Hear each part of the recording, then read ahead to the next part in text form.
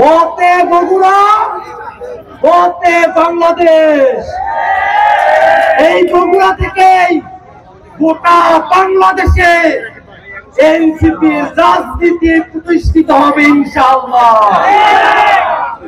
এই বগুড়ার মানুষকে গত 16 বছর ধরে অবর্ণনীয় নির্যাতনের মধ্য দিয়ে যেতে হয়েছে।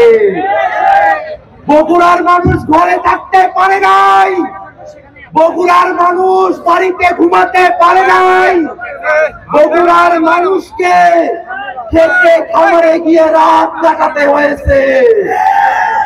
এত কষ্ট করে আওয়ামী লীগের বিরুদ্ধে যুদ্ধ করে, ফ্যাসিবাদের বিরুদ্ধে যুদ্ধ করে যে নতুন বাংলাদেশ আমরা পেয়েছি, সেই নতুন বাংলাদেশকে আমরা আর কোন ফ্যাসিবাদীদের হাতে ছেড়ে দেব না।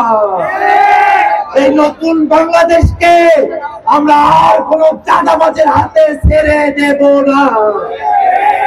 সম্মানিত বগুড়াবাসী, আজকের এই সমাবেশ আমাদেরকে স্মরণ করিয়ে দেয় এই বগুড়ায় এনসিপির রাজনীতি করা কঠিন।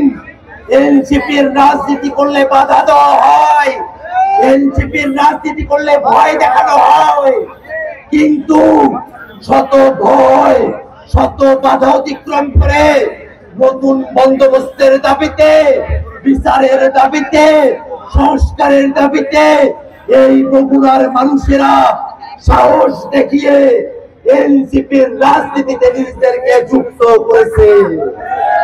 এনসিপির মানুষেরা, বগুড়াবাসীরা যে সাহস দেখিয়েছে, এই সাহস প্রমাণ করে আগামীর বাংলাদেশে এনসিপিকে আর কেউ ঠেকিয়ে রাখতে পারবে না। বাংলাদেশের রাজপথ দখলে থাকবে এনসিপির, বাংলাদেশের সংসদ দখলে থাকবে এনসিপি।